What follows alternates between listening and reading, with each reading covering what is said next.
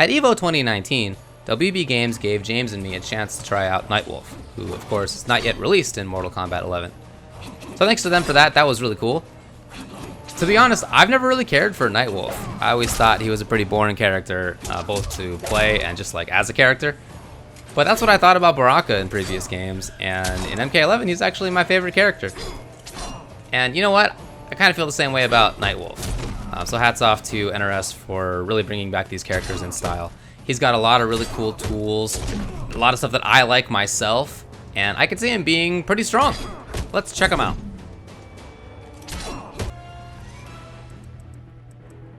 Yeah, look at that guy. I think he looks pretty cool. Like with Baraka, who I thought he was a nothing before, and same with Scarlet. Man, I really think that they've upgraded how he looks, and his personality definitely comes across. You can see that in some of his idle animations as well. This one's cool. Yeah. So before we get into the meat of this, let's just check out his move list briefly. You can pause this video if you're particularly interested in any of the frame data. But, you know, most of it, as you can see, is not finished. I think anything that starts a string is not updated yet. But, you know, all the other stuff is pretty quick. Nothing that seemed, you know, overly slow or that felt slow, certainly, which I thought was pretty cool. All of his buttons felt like they were pretty snappy, which is always great to see.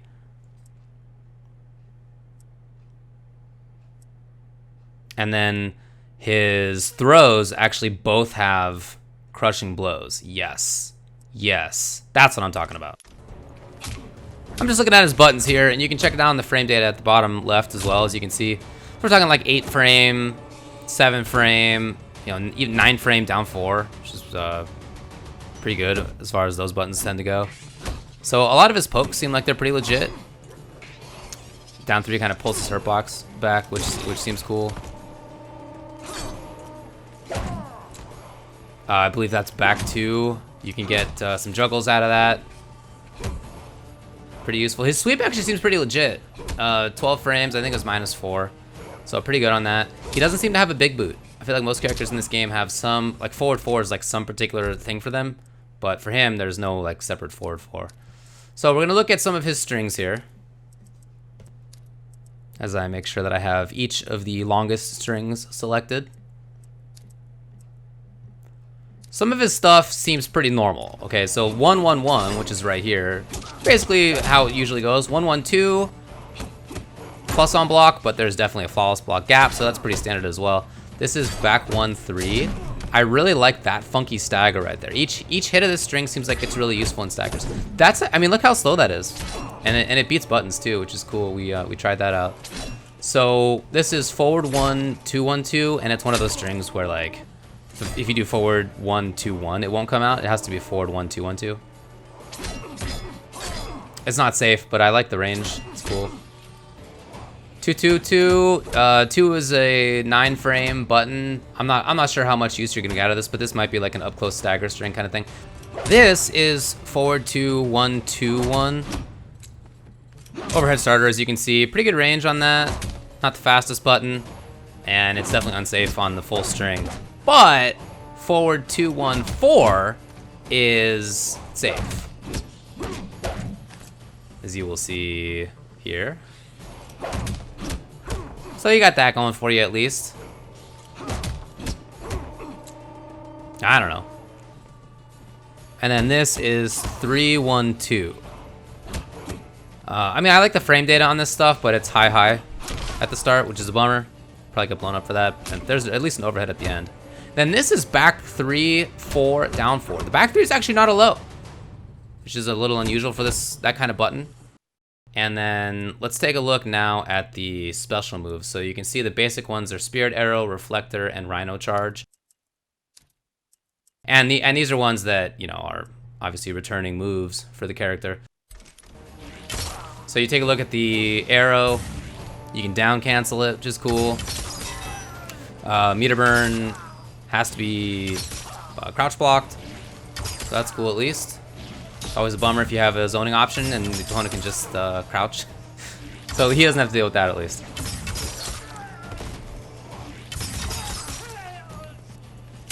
And then since you can cancel it, I tested like how plus is that, and it's super minus. So, I mean, that's not a surprise, but I just wanted to see. So here's Reflect. It's 16 frames startup, and you do have to be pretty precise about, you know, when you are trying to connect with a projectile, as you can see. I mean, his arrow is pretty fast, so, you know, against other projectiles, this may be easier to time, but here I definitely had problems with it. And it only reflects one hit, so you're not going to be, like, reflecting all 3 of these arrows. Sorry. It trades at least, though. That's cool. And here's the charge. Of course, it's going to be unsafe on block, but the second hit does Crushing Blow if it connects by itself, although it is false blockable as well. The things that I like for the basic moveset here for Nightwolf are that I think he's pretty good up close. Most of his buttons are pretty fast. His pokes seem pretty good. He does have some pretty good stagger strings, things that just sort of lend themselves to being staggered well, which is really important up close, of course. He has the ability to stay safe. He has, I mean, he can overextend, of course, but he seems like most of the time you're going to be pretty safe on stuff. He doesn't have like a really far range tool. He's got some decent range, but it's nothing that you would really write home about. Instead, if you're not up close, it seems to me like maybe you want to be full screen. His arrow does comparable damage to most projectiles in the game, and it's way, way faster. So that seems like it's going to be useful. I like the fact that the amplified version cannot be ducked. That's important. And since it's 3 hits, it lasts for a while, so it might be difficult to jump over as well. So I like that ranged game, and his Reflect, like I said, probably not the easiest when it comes to this mirror match where the projectile's so fast. But in most projectile games, that seems like it probably will be useful to Reflect. So I like that. Maybe he's like this kind of hybrid of like a ranged character plus pressure up close, but like not really in the middle. Like there's not like an in-between per se. I don't know, we'll see.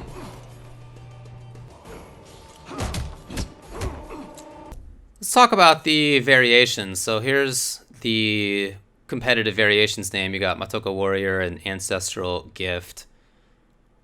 And we're first going to take a look, obviously, at number 1. There's no extra strings in Variation 1, but he does get Rising Tomahawk and Spirit of Kiba.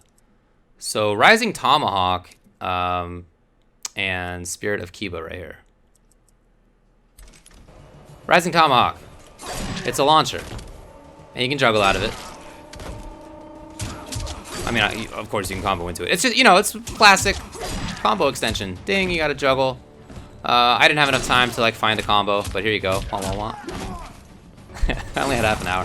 Then mid-screen at least, the amplified version combos in the corner, it doesn't really seem to work that well. I don't know if we're gonna find a way around that. And then Spirit of Kiba makes things do extra damage. So the way that I showed this off here is back 2 does 70 damage, okay? With this, back 2 does 80.5 damage. And then if you amplify it, it does 87.5 damage. So that's pretty substantial. And it lasts for a reasonable period of time. I would say that this is like basic Nightwolf. He's a combo character. You know, he's not the trickiest in mix-ups. He has a little bit of that, but he's not super tricky. And if you want to, you can do even more damage. So it's just, maybe this is the stable one. Maybe this is the kind of default one. Doesn't seem very tricky, but it, you know, might be effective. Now let's check out Variation 2. This actually does have its own string. As you can see, it's got a Crushing Blow on it as well. So in this one, he can amplify the reflector, and he has Tomahawk Swing, which is a command grab. So let's show the string first. This one right here, like I said, that Crushing Blows if it's done as reversal or as a counter hit, so that seems pretty useful. Here's the command grab. It always switches sides. Note that if you don't amplify it, it has 12 frames of hit stun, right? Frame advantage, whatever. If you do amplify it, it doesn't do that much more damage, but man, you got way more time, 70 frames. So this is probably more like the setup one. I mean, setup for what? You know, we'll see, I guess, but you definitely have a lot more time. You know, of course it's a high. Most command grabs in the game are high. This is no different. Naturally, you can juggle into it, as per usual, but you cannot just combo into it if the opponent's on the ground. Again, standard, but you gotta do due diligence, you know? Here's the Amplified Reflect. It's a teleport. It's got a teleport, pretty cool. It's not like a far version, it's always close, but that's cool. That's what you wanna be doing with this character anyway. And You know, again, timing the reflect, maybe not super easy, but if you do get it right, it actually converts into a full combo. Check it out. Dude, it was a combo. That's awesome. And if you get the timing a little off, you're just gone anyway, so that's cool. Now, I tested this, of course, this is super negative. You just, you know, wanted to know. Take a look at the crushing blows again. So this string has one, and also the command grab has one if you do it as a reversal punish. So variation 2 is the tricky Nightwolf. I don't know that he's gonna be doing as much damage, but he does have certainly the command grab as a mix-up. I didn't have time to test, you know, which buttons can tick into command grab, unfortunately, but I hope, you know, hopefully there's some in there. Everybody has at least a couple. He also has more crushing blows, including out of a 9-frame starting string. So while there's probably not as much consistently high damage, you do have certainly more opportunities to deal big damage. So it's really going to be up to the player to decide which one you prefer. I definitely prefer variation 2. We took a look at 2 more of his variations. This one is based on his, I guess, animal pals. So he has a bear that he can call. It's a defense buff, and just like with the offense buff, you can't do it while it's still happening. You have to like wait until it's over. So look, it does a little bit less damage. Back to, remember, was 70 damage before. Now it's on Amplify, 46.67, so it's, you know, substantially less. And then just to remind you, you know, yeah, you got the offense one. It's the wolf. But this one is really cool, Hana's Wrath. This is a bird.